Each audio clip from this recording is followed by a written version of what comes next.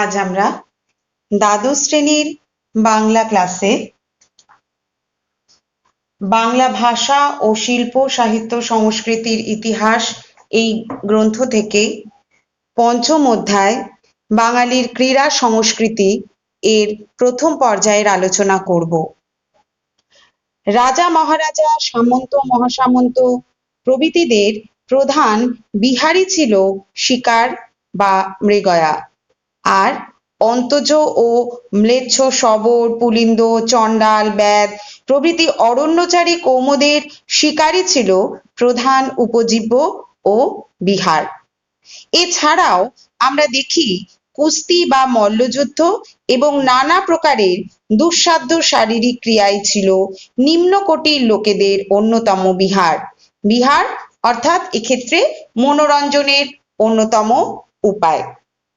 সেই প্রাচীন কাল থেকে বিনোদনের অংশ হিসেবে বাঙালি চর্চা করে আসছে লোকক্রীড়া। মাথা খাটিয়ে বের করেছে সহজ সরল ও স্বল্প ব্যয়ের নানা রকম খেলা।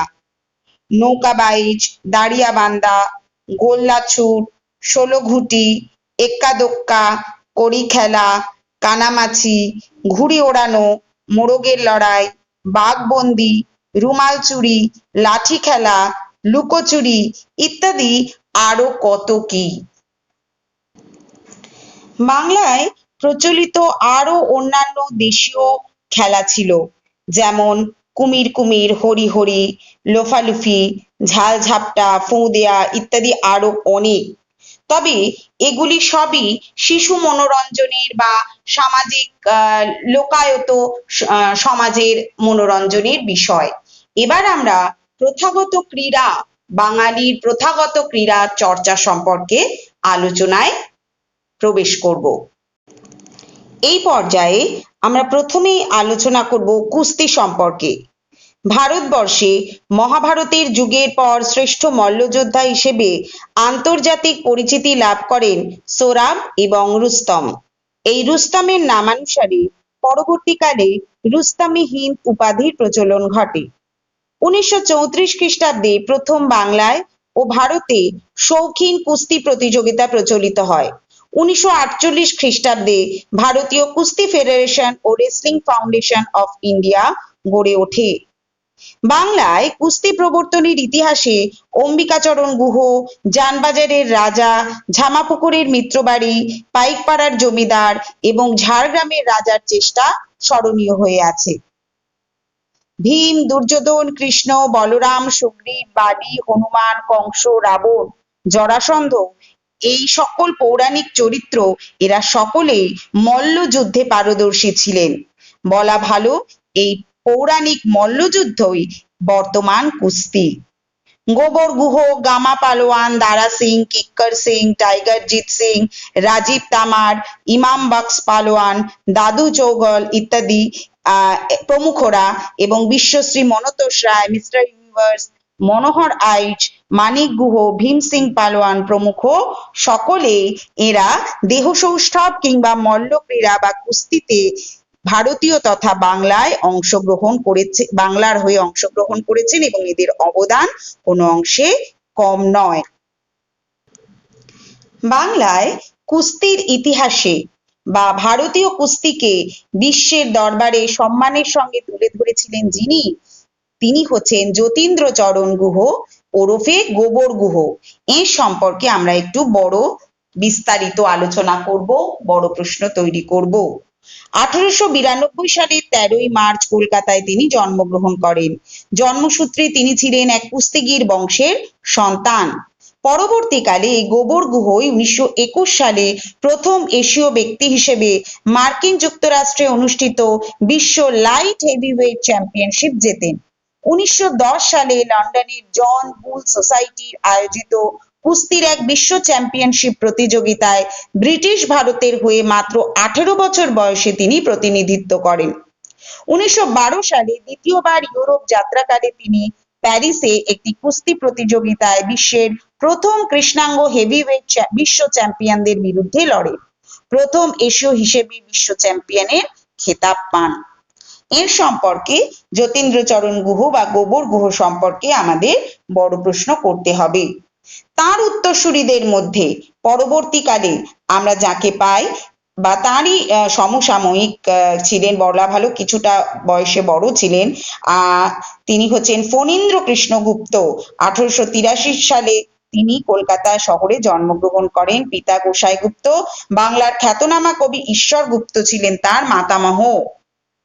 শরীর ভালো রাখার জন্য তিনি অম্বুবাবুর আখড়ায় ভর্তি হন। 7 বছর অম্বুবাবুর আখড়ায় কুস্তি লড়েন।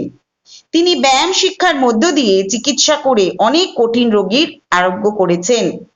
1923 থেকে 24 সালে কলকাতার এক প্রদর্শনীতে যে নিখিল ভারত কুস্তি প্রতিযোগিতা বা all India championship of wrestling tournament হয়, তাতে ফণীন্দ্র কৃষ্ণ ও মুর্শিদাবাদের নবাব সাহেব মধ্যস্থ ছিলেন।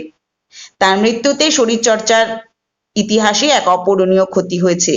লৌহ মানব নীলমণি দাস ছিলেন তার অন্যতম সুযোগ্য ছাত্র। আমরা পরবর্তী পর্যায়ে আলোচনা করব ফুটবলকে নিয়ে। সব খেলার সেরা বাঙালির তুমি ফুটবল। তাহলে বাঙালির বা বাংলার সবচেয়ে জনপ্রিয় খেলা হচ্ছে ফুটবল। বাংলা তথা ভারতবর্ষে ফুটবল খেলার প্রবর্তন করেছিলেন ব্রিটিশ সেনাবাহিনী। 1868 সালে এসপ্ল্যানেড ময়দানে অনুষ্ঠিত হয় এক প্রীতি ম্যাচ। 1872 সালে বাংলা তথা ভারতবর্ষে প্রথম ফুটবল ক্লাব স্থাপিত হয়। এই ক্লাবটি হলো ক্যালকাটা এফসি। ধীরে ধীরে trades club, Dalhousie club, naval volunteers club প্রভৃতি ইউরোপীয় ক্লাবগুলি স্থাপিত হয়। তবে ভারতীয় ফুটবলের ইতিহাসে চিরস্মরণীয় ব্যক্তিত্ব হলেন নগেন্দ্র প্রসাদ সর্বাধিকারী। এর সম্পর্কে আমরা বড় প্রশ্ন তৈরি করব। 1877 সালে কোনো এক শীতের ভোরে বালক নগেন্দ্র প্রসাদ তার মায়ের সঙ্গে গড়ের মাঠ দিয়ে গঙ্গার পাড়ে গিয়েছিলেন।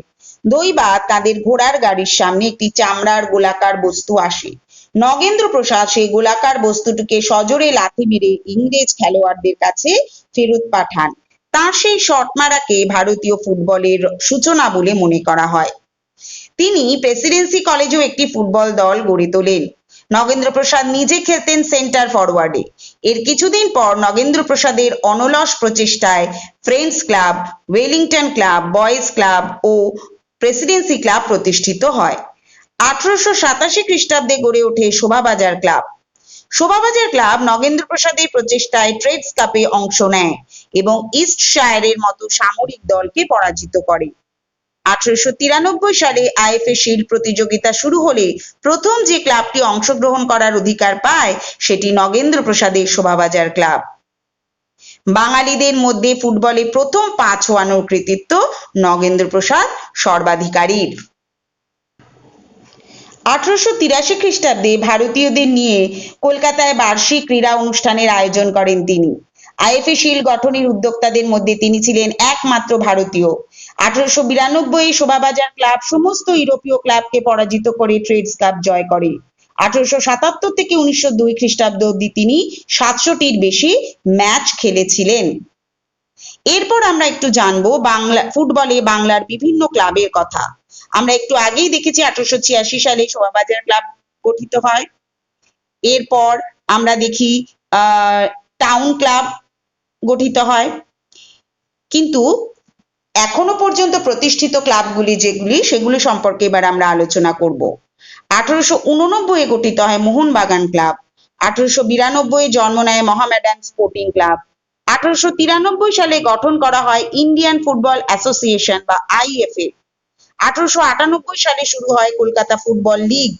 1888 সালে ইংল্যান্ডে ফুটবল লিগ শুরু হয়।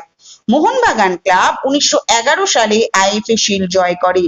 এটি ছিল বাঙালির ফুটবল ইতিহাসের একটি যুগান্তকারী ঘটনা। 1920 সালে কলকাতায় জন্ম নেয় ইস্ট বেঙ্গল ক্লাব। কয়েকজন স্বনামধন্য ফুটবলারদের নাম আমাদের মনে রাখতে হবে। গোলরক্ষক পিটার থঙ্গরাজ, ভাস্কর গাঙ্গুলি, শিবাজি ব্যানার্জি, অতনু ভট্টাচার্য, দেবাশিস মুখোপাধ্যায়। রক্ষণে গোষ্ঠপাল, শৈলেন মান্না, মনোরঞ্জন ভট্টাচার্য, অলোক মুখোপাধ্যায় প্রমুখ। মাঝমাঠে প্রশান্ত সিংহ, অসীম সোম, অচ্যুত ব্যানার্জি, কৃষাণু দে, বিকাশ পাজি, প্রশান্ত ব্যানার্জি, সুভাষ ভৌমিক প্রমুখ আক্রমণে চুনি গোস্বামী, পি.কে. ব্যানার্জি, বাইচুং ভাটিয়া, সাবির আলী প্রমুখ। আমরা বাঙালির অপর এক জনপ্রিয় খেলা ক্রিকেট সম্পর্কে এবার আলোচনা করব। 1751 খ্রিস্টাব্দে ইংরেজ সৈনিক বনাম ভারতে নিযুক্ত অন্যান্য ইংরেজ কর্মচারীদের মধ্যে খেলা দিয়ে ভারতে ক্রিকেট খেলার প্রথম সূচনা হয়। 1896 সালে প্রতিষ্ঠিত স্পোর্টিং ইউনিয়ন ক্লাবই ছিল একটা সময় বাংলা ক্রিকেটের ধাত্রীগৃহ, যেখানে খেলেছেন পঙ্কজ রায়, অম্বর রায় থেকে শুরু করে দিলীপ দোষী, সুব্রত গুহ প্রমুখ। রাজা হিতেন্দ্র নারায়ণ ছিলেন প্রথম বাঙালি ক্রিকেটার যিনি ইংল্যান্ডের কাউন্টি ক্রিকেটে 1911-1912-তে অংশ নিয়েছিলেন। আমরা প্রথম যার সম্পর্কে বড় প্রশ্ন করব তিনি হচ্ছেন সারদা রঞ্জন চৌধুরী, চলচ্চিত্রকার সত্যজিৎ রায়ের পিতামহ। তাকে বাংলা ক্রিকেটের জনক রূপে গণ্য করা হয়। রায়চৌধুরীরা 5 ভাই মিলে গড়ে তুলেছিলেন ঢাকা কলেজে ক্রিকেট ক্লাব, পরে টাউন ক্লাবও গড়ে তোলেন কলকাতায় 1884-তে। দুই দলেরই ক্যাপ্টেন ছিলেন সারদা রঞ্জন। ঢাকায় ক্রিকেট জোরদার হয় ঢাকা কলেজ ক্লাব গড়ে ওঠার পর 1880-র দশকে। 1884-তে কলকাতায় ইডেন গার্ডেনে ক্যালকাটা প্রেসিডেন্সি ক্লাবের সঙ্গে এক খেলায় ঢাকা কলেজ জয়লাভ করেছিলেন। নেতৃত্বে ছিলেন সারদা রঞ্জন রায়চৌধুরী। এছাড়া আমরা অন্যান্য ক্রিকেটারদের মধ্যে পাই এস.এন. ব্যানার্জি, বা যিনি শুটে ব্যানার্জি নামে সবচেয়ে প্রসিদ্ধ ছিলেন। 1911 খ্রিস্টাব্দে 3রা অক্টোবর তিনি জন্মগ্রহণ করেন। তিনি ছিলেন ডানহাতি ফাস্ট বোলার, আক্রমণাত্মক ব্যাটসম্যান। অসাধারণ বোলিং প্রতিভার অধিকারী হয়েও 1936 ও 1946 সালে ভারতীয় দলের পক্ষে ইংল্যান্ডে সফর করে একটি টেস্টও খেলার সুযোগ পাননি, কিন্তু 1948-এ ওয়েস্ট ইন্ডিজের বিরুদ্ধে শেষ টেস্ট খেলার সুযোগ পান এবং 2 ইনিংসে 127 রানের বিনিময়ে 4 উইকেট লাভ করেন। এরপর ছিলেন সি.এস. নাইডু, ডানহাতি ব্যাটসম্যান ও বোলার। মন্টু ব্যানার্জি ছিলেন ডানহাতি মিডিয়াম ফাস্ট বোলার। নীরজ চন্দ্র চৌধুরী বাংলা দলের অন্যতম সদস্য, মিডিয়াম পেসার। পঙ্কজ রায় ছিলেন প্রখ্যাত বাঙালি ডানহাতি ব্যাটসম্যান। তিনি দীর্ঘদিন টেস্ট ক্রিকেটের সঙ্গে যুক্ত ছিলেন। তাহলে আমরা সারদা রঞ্জন রায়চৌধুরী সম্পর্কে বড় প্রশ্ন করব, পঙ্কজ রায় সম্পর্কেও বড় প্রশ্ন করব। 1951 থেকে 52 তিনি প্রথম টেস্ট খেলার সুযোগ লাভ করেছিলেন। এর সম্পর্কে আমরা সংক্ষেপে একটু পড়ে রাখবো। প্রবীর সেন পঙ্কজ রায়ের পর টেস্ট খেলার আসরে কিছুদিনের মধ্যে স্থান করে নিয়েছিলেন তিনি।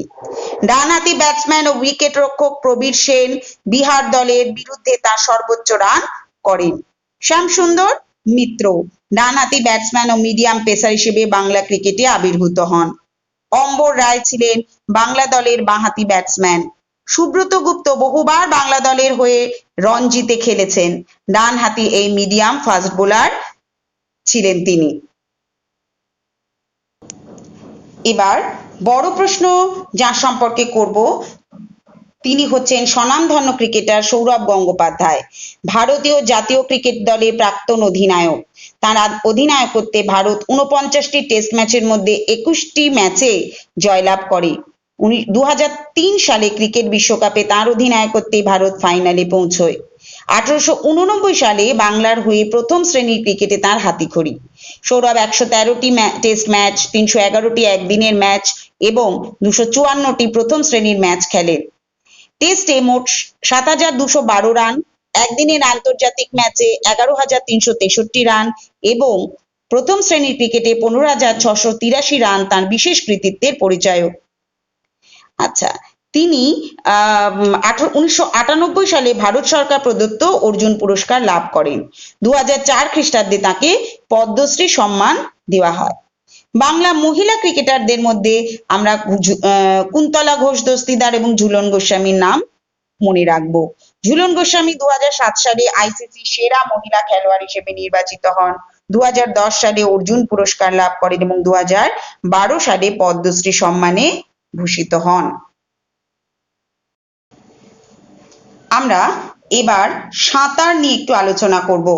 প্রাতিষ্ঠানিক উদ্যোগে ভারতবর্ষে 1913 খ্রিস্টাব্দে সাঁতারের প্রশিক্ষণ শুরু হয়। 1948 খ্রিস্টাব্দে গঠিত হয় সুইমিং ফেডারেশন অফ ইন্ডিয়া।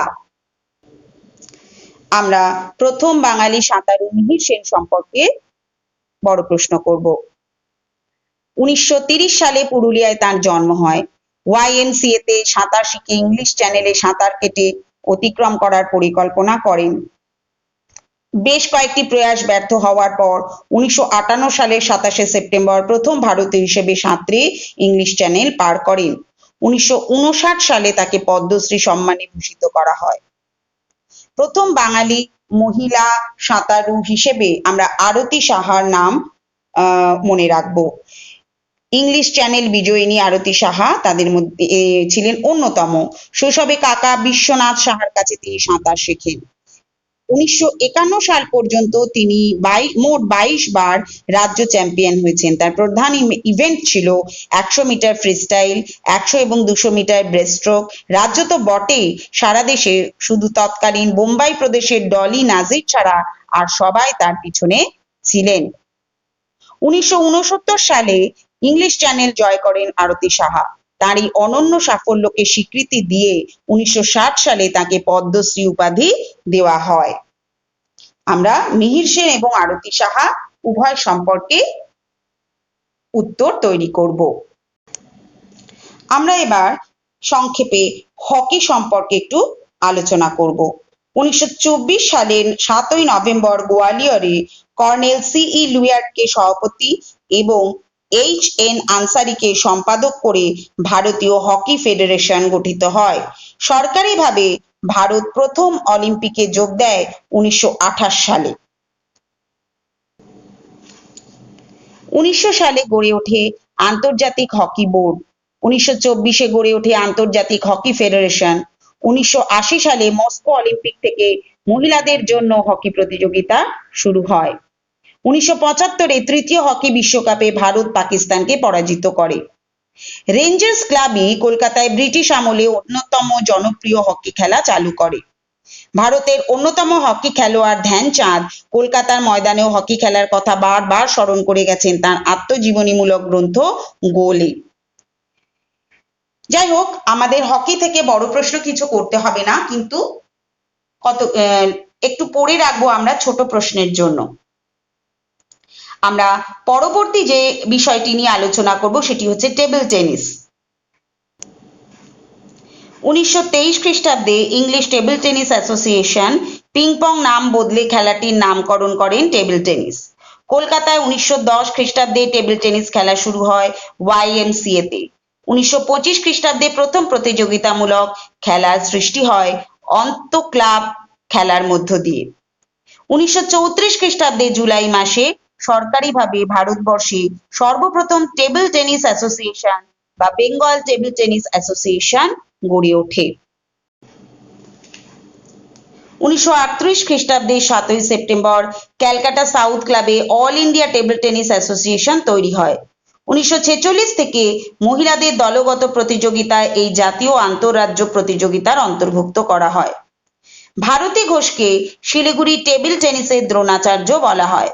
1996, 98, 99 সালে জুনিয়র ন্যাশনাল চ্যাম্পিয়নশিপের শিরোপা জিতে নিজেকে চেনান পশ্চিমবঙ্গের পৌলমী ঘটক।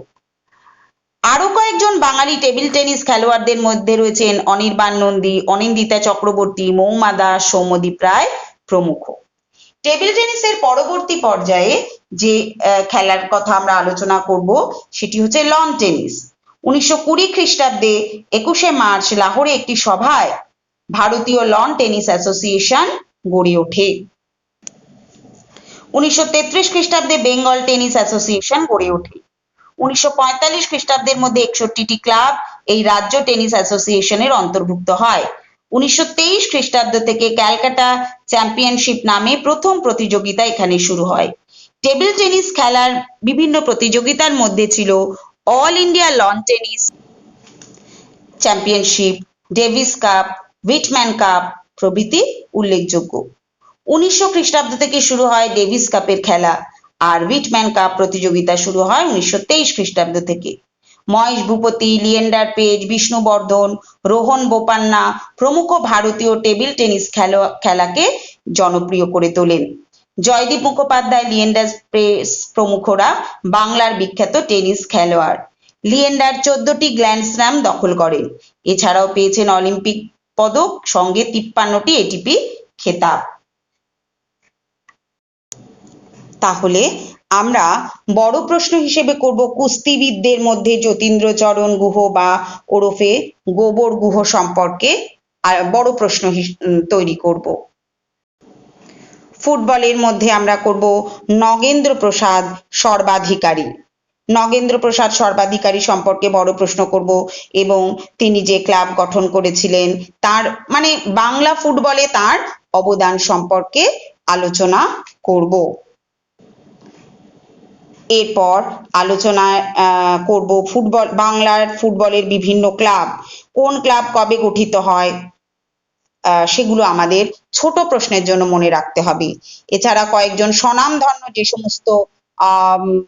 যে সমস্ত ফুটবলাররা রয়েছেন, কে কোন পর্যায়ে বা কোন অবস্থানে খেলতেন সেগুলো একটুখানি আমাদের মনে রাখতে হবে। 2-3 জনের নামও আমাদেরকে একটু সংক্ষেপে হলেও মনে রাখতে হবে।